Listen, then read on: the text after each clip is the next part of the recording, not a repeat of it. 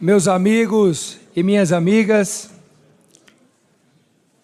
a vida pública é o exercício permanente do transitório.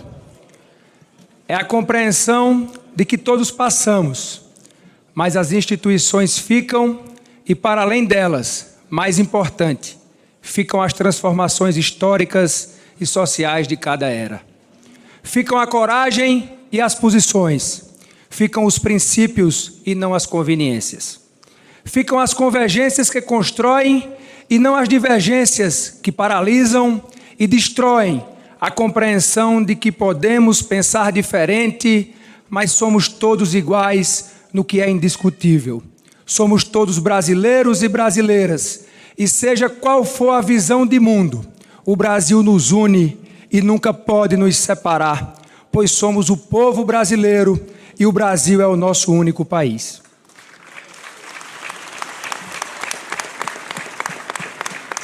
As glórias são efêmeras, mas os propósitos e os avanços o tempo nunca apaga.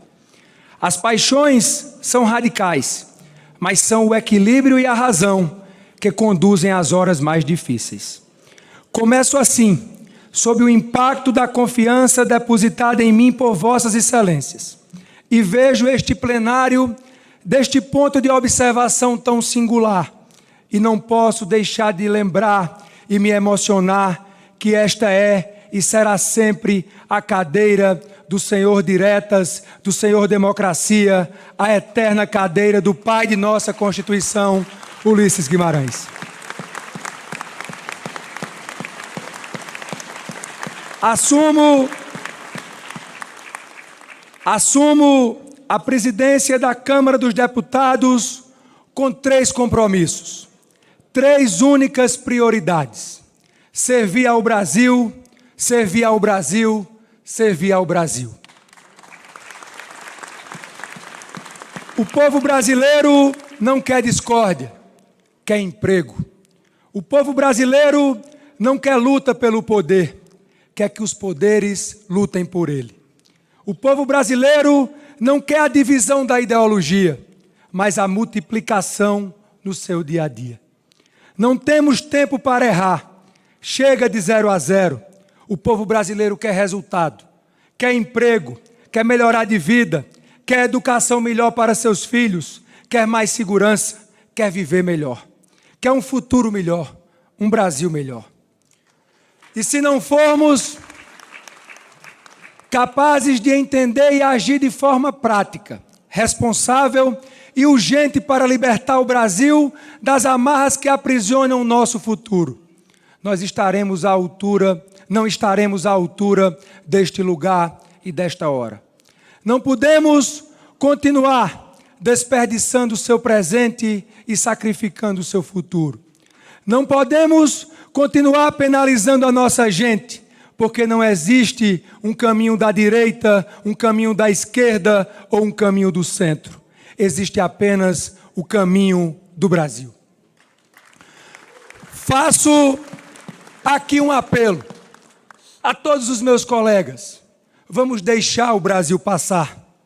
Vamos deixar o Brasil passar. Minhas amigas e meus amigos, não se pode mais discutir o óbvio. Nada pior para os mais pobres do que a inflação, a falta de estabilidade na economia. E a estabilidade é a resultante de um conjunto conhecido e consensual de medidas de responsabilidade fiscal. Não se apaga fogo com gasolina. Não existe uma nova matriz de combate ao incêndio. Isso é apenas atear fogo com outro nome. É nosso dever e o nosso dever é apagá-lo pelo bem do povo brasileiro. Não há democracia com caos social. Não há estabilidade social com caos econômico. Defenderemos a democracia porque defenderemos também as melhores práticas e as melhores políticas econômicas para defender a paz nos lares dos brasileiros, sobretudo os que mais precisam. Defender a estabilidade econômica é defender a estabilidade social. Chego à presidência da Câmara dos Deputados pelas nuvens e tempestades do destino, como definiu aquele que dá nome a este plenário. Não chegaria até aqui sem o apoio de amigos e motivadores da política. Minha eterna gratidão ao presidente do meu partido, deputado Marcos Pereira, pelo gesto fundamental, presidente, para que eu sentasse hoje nessa cadeira. E meu muito obrigado ao meu amigo presidente Arthur Lira, pelo respaldo ao meu nome. E trabalho incansável para que a Câmara encontrasse esse consenso histórico que estamos vendo no plenário. Nenhum interesse ou divergência pode estar acima da nação brasileira e das urgentes necessidades do nosso povo. Minhas amigas e meus amigos, nesta cadeira de Ulisses, às vésperas de completarmos 4 décadas, em homenagem a todos os presentes, aos brasileiros, à democracia, ao respeito às instituições e entre as instituições, faço questão de relembrar o gesto histórico de Ulisses. Viva a democracia!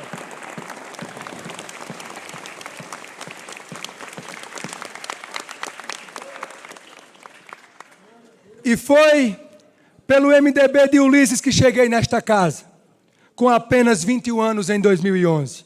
Com muito orgulho posso dizer que o PMDB foi minha escola e minha faculdade de política brasileira. A memória de Ulisses deve iluminar corações e mentes nestes tempos difíceis. Ao contrário dos debates parciais, o parlamento jamais avançou em suas prerrogativas. Foi justamente o contrário. A vontade dos constituintes originários foi adiada por quase 4 décadas. E qual vontade era essa? Ninguém melhor para descrevê-la do que o próprio Ulisses Guimarães em seu histórico discurso de promulgação da Carta de 1988. Pontificou Ulisses: se a democracia é o governo da lei, não só ao elaborá-la, mas também para cumpri-la, são o governo, o executivo e o legislativo. Repito, Ulisses, são o governo, o executivo e o legislativo. E Ulisses continua naquele dia histórico. O legislativo brasileiro investiu-se das competências dos parlamentos contemporâneos. Que competências eram e são essas? O parlamentarismo. Ele não pregou o parlamentarismo como nova forma de governo, mas disse que o parlamento se investia das competências dos parlamentos parlamentaristas contemporâneos. Ou seja, ele afirmava que o presidencialismo absoluto deixava de existir com a nova Constituição. Isso já em 1988. E mais do que afirmar, ele descrevia o que os novos mecanismos constitucionais previam. Ulisses, em seu discurso, desenhava a função constitucional deste parlamento já então. Palavras do senhor Constituinte. É axiomático que muitos têm maior probabilidade de acertar do que um só. Quem era um só? A que se refere Ulisses? O superpresidente, o presidencialismo absoluto, cuja sentença de morte estava sendo decretada naquele momento. Na inauguração da nova Constituição, no mesmo célebre discurso em que pronunciou a frase que ainda ecoa nestas galerias: tenho ódio e nojo à ditadura.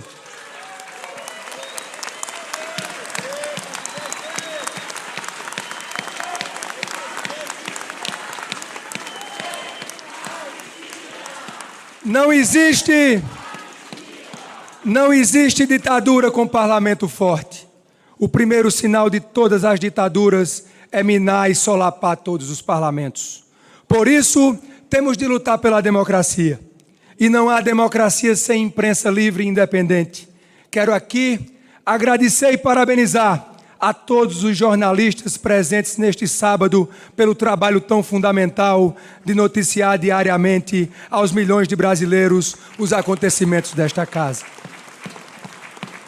Lutamos pela harmonia e independência entre os poderes, porque defendemos a democracia.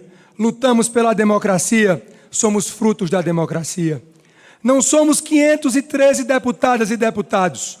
Somos os representantes de 212 milhões de brasileiros que só estamos aqui pela vontade popular. Somos escolhidos para representar o povo. E, falando em Constituição, somos o símbolo daquele princípio que não por acaso foi inscrito no primeiro artigo, o primeiro texto constitucional. Todo poder emana do povo e em seu nome é exercido. Não se disse quase todo o poder, algum poder, uma parte. O primeiro artigo deixou claro que o antídoto ao arbítrio é o respeito à soberania popular. Toda ela, e desrespeitá-la, seja o mínimo que for, é desrespeitar a Constituição, é violar a democracia. Minhas amigas e meus amigos, os constituintes estabeleceram a corresponsabilidade e a coparticipação do governo. Portanto, e aqui cabe fazer uma importante observação do ponto de vista histórico. Não dialogo neste momento com as circunstâncias. O Legislativo jamais avançou em nenhuma prerrogativa. No presente ou no passado presente. A rigor, nunca. Na verdade, o Poder Legislativo recuperou suas prerrogativas, definidas pelos constituintes originários, proclamadas aqui, nesta mesma cadeira, e o fez após os tormentosos abalos desde a redemocratização. Esse atraso se deu por um mecanismo político, na verdade um eufemismo de nome pomposo, mas de funcionamento que se provaria perverso, o chamado presidencialismo de coalizão. Nada mais, nada menos do que a alocação, o aluguel, o empréstimo do poder semipresidencial do Legislativo ao Executivo através de uma coparticipação não autônoma e independente, como inscrita na Constituição e descrita por Ulisses, mas submissa, subordinada sob o cabresto do poder do presidencialismo. Ou seja, saímos do presidencialismo absolutista por obra e graça de uma Constituição legítima e promulgada pelas circunstâncias, resvalamos por outros meios para um absolutismo presidencial que a Constituição não previa, do arranjo, da cooptação do parlamento, do toma lá da cá, de uma espécie de arrendamento do poder legislativo pelo executivo. Faço uma rápida digressão histórica, até para registro, antes de chegar ao ponto que interessa, sem emitir juízos de valor. O resultado dessa acomodação e seu distanciamento dos princípios dos constituintes levou ao primeiro impeachment. Sintoma claro do poder constitucional novo do parlamento, ainda não compreendido pelo sistema político. Há inúmeros abalos e escândalos, as crises que só ganharam proporção ao segundo impeachment, até a erosão completa do sistema político como um todo e a onda antipolítica. Foi nessa época que aqui, nesta casa, em 2016, por meio de adoção das emendas impositivas, que o parlamento finalmente se encontra com as origens do projeto constitucional. E se afirma: a crise exigia uma nova postura, o fim das relações incestuosas entre executivo e legislativo, e a afirmação e a independência como resposta para que ambos os poderes governantes, como definiu Ulisses, pudessem se reposicionar e atravessar a tempestade da maior crise desde a redemocratização. Qual foi o guia escolhido? A Constituição, a coparticipação e a corresponsabilidade. Estamos num ponto de onde nunca deveríamos ter nos desviado. Aquele que mandou a Constituição e, por tanto tempo, foi adiado. E é importante destacar, fazemos parte, todos nós, todas as senhoras e os senhores, fazem parte da solução e não do problema. Basta ver algumas das fundamentais contribuições, reformas e votações deste plenário, em que vossas excelências contribuíram a favor de um Brasil melhor.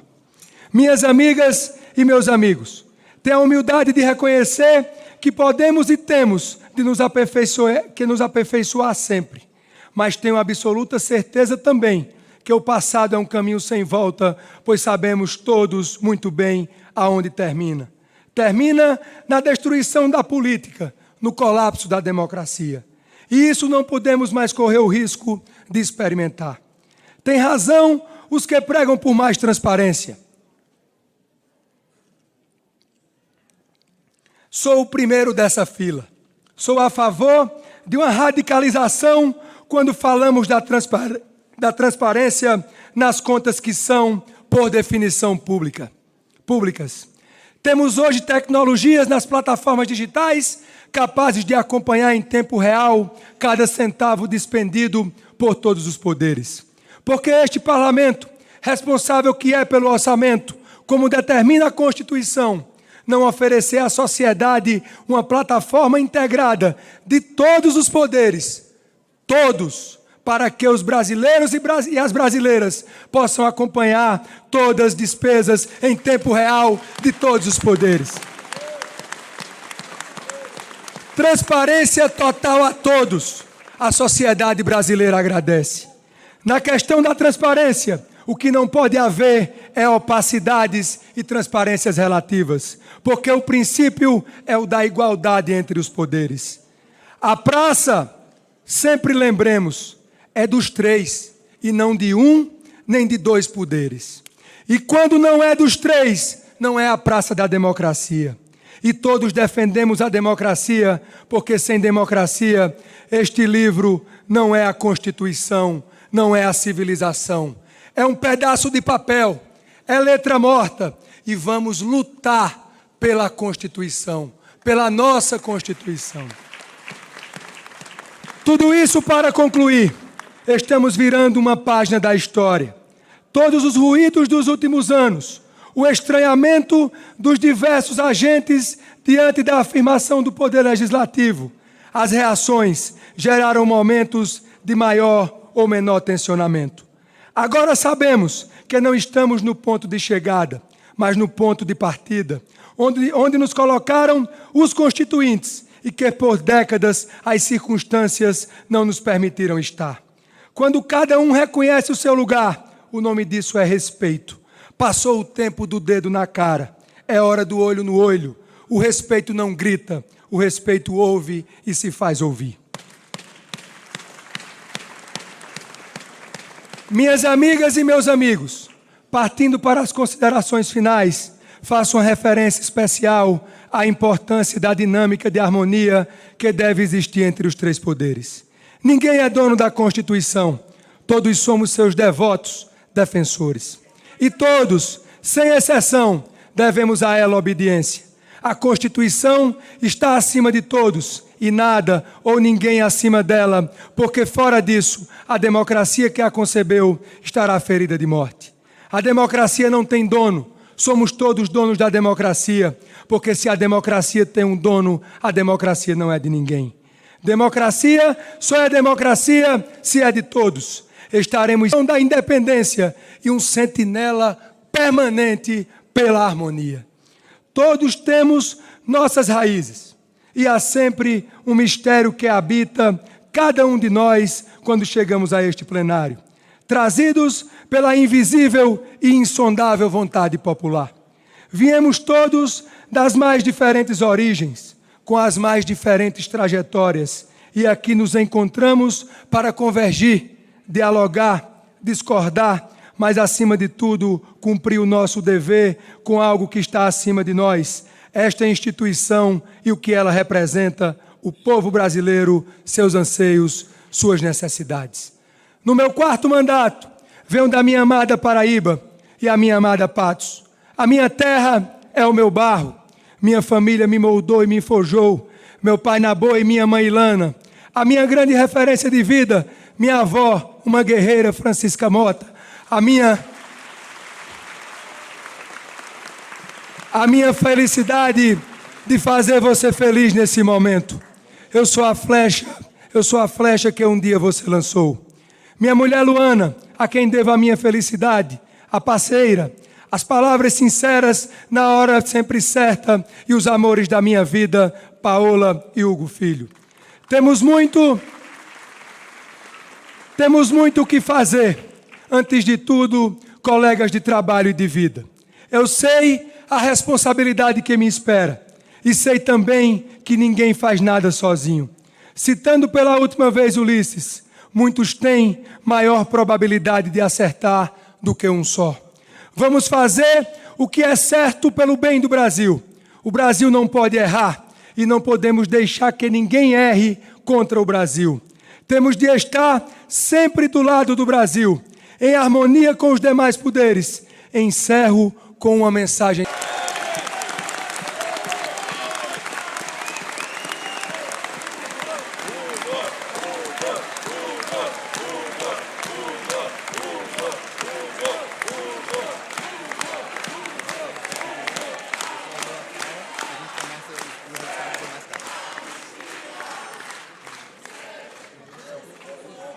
Vamos iniciar a apuração para os demais cargos.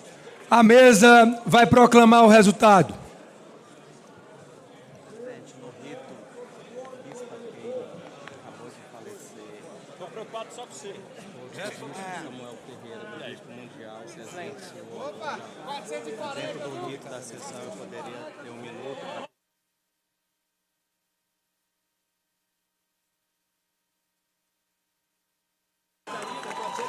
Para o cargo de primeiro vice-presidente, deputado Altineu Cortes, com 440 votos.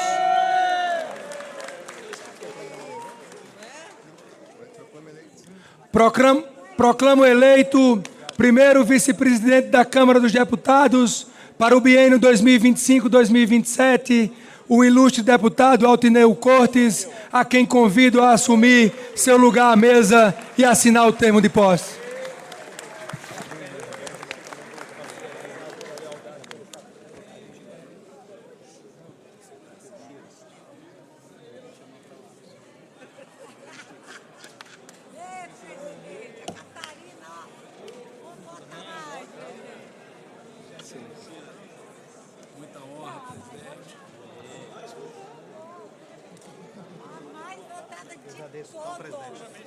Para o cargo de segundo presidente, deputado Elmar Nascimento, com 427 votos. Proclamo eleito segundo vice-presidente da Câmara dos Deputados para o biênio 2025-2027, o ilustre deputado Elmar Nascimento, a quem convido a assumir seu lugar à mesa e assinar o termo de posse.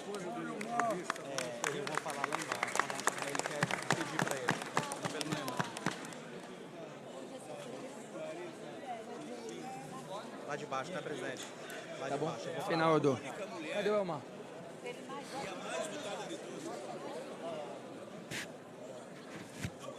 Obrigado. Gratidão. Lira, presidente. Lira, vovó da Catarina. Ganhou de todos os homens. Ganhou de todos os homens. Vamos tirar uma foto?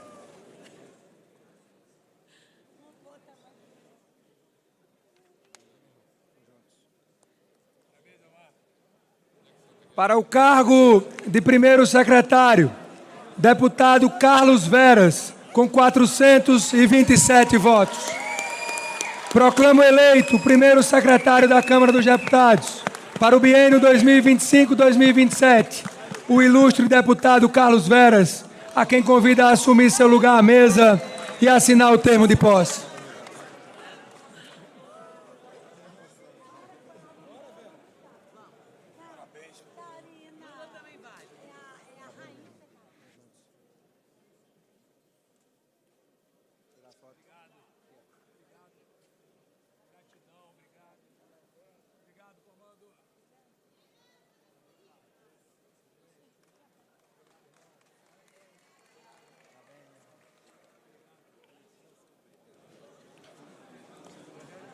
Para o cargo de segundo secretário, deputado Lula da Fonte, com 437 votos. Proclamo eleito o segundo secretário da Câmara dos Deputados para o biênio 2025-2027, o ilustre deputado Lula da Fonte, a quem convido a assumir seu lugar à mesa e assinar o termo de posse.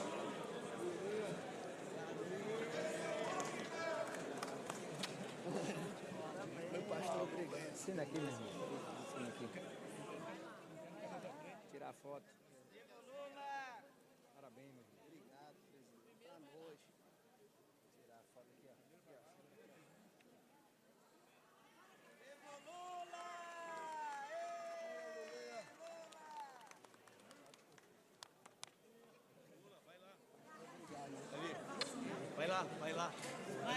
Para o cargo de terceiro secretário, deputada delegada Catarina, com 445 votos.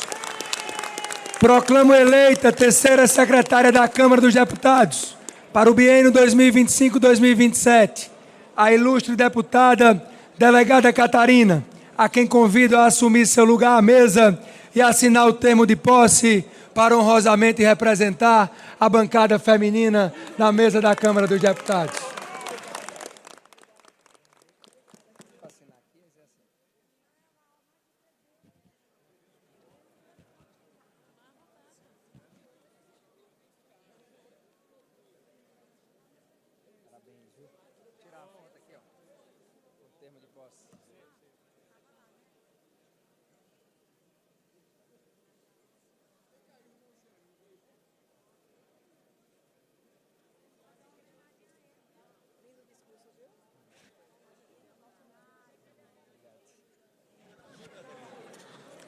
Para o cargo de quarto secretário, deputado Sérgio Souza, com 432 votos.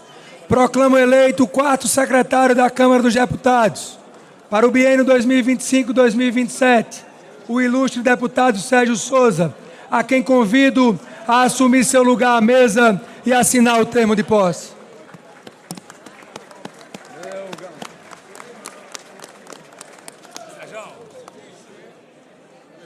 Tineu. Parabéns, irmão.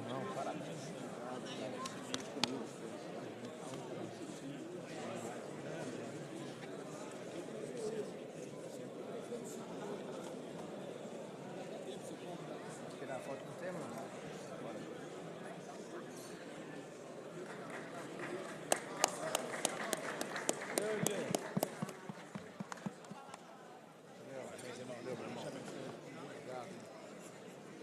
Para os cargos, anuncio a totalização de votos dos candidatos à suplência da mesa. Para os cargos de suplentes de secretário, deputado Dr. Vitor Linhares, com 388 votos. Deputado Antônio Carlos Rodrigues, com 395 votos. Deputado Paulo Foleto, com 389 votos. Deputado Paulo Alexandre Barbosa, com 371 votos. Proclamo eleitos: primeiro suplente, deputado Antônio Carlos Rodrigues. Segundo suplente, deputado Paulo Foleto. Terceiro suplente, deputado Dr. Vitor Linhares. Quarto suplente, deputado Paulo Alexandre Barbosa. Convido todos os suplentes eleitos a assinarem o termo de posse.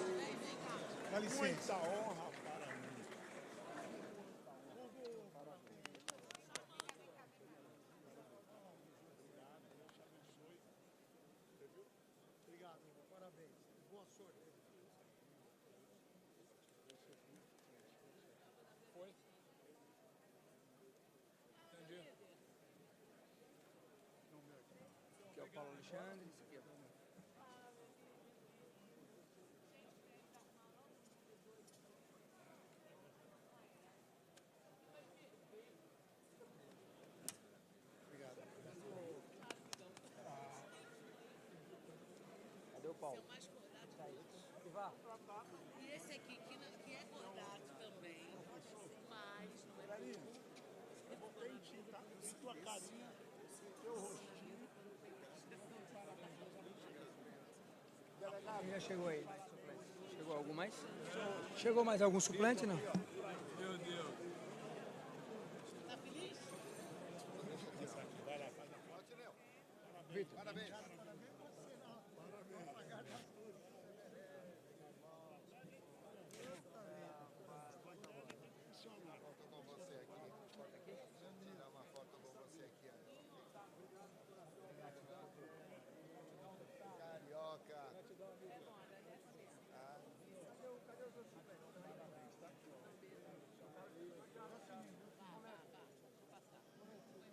Cadê o Foleto?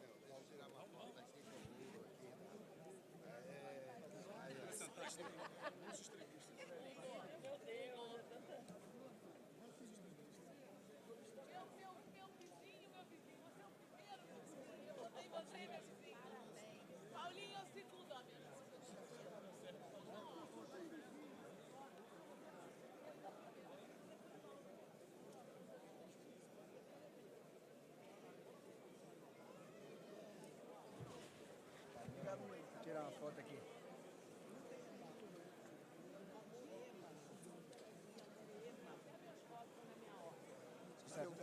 Obrigado, feliz, viu? Obrigado pela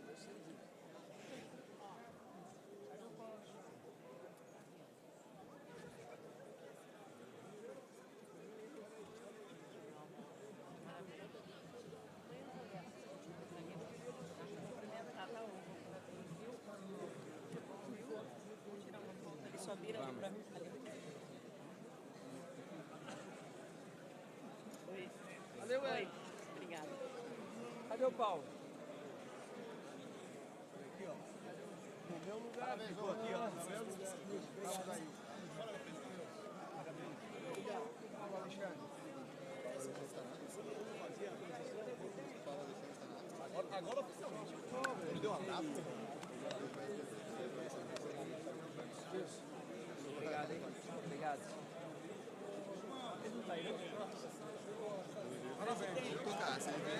Presidente.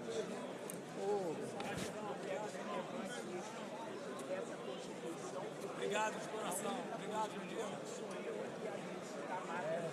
Dessa casa. Nós vamos constituir. Vamos tirar uma foto aqui. Isso. Fazer um registro.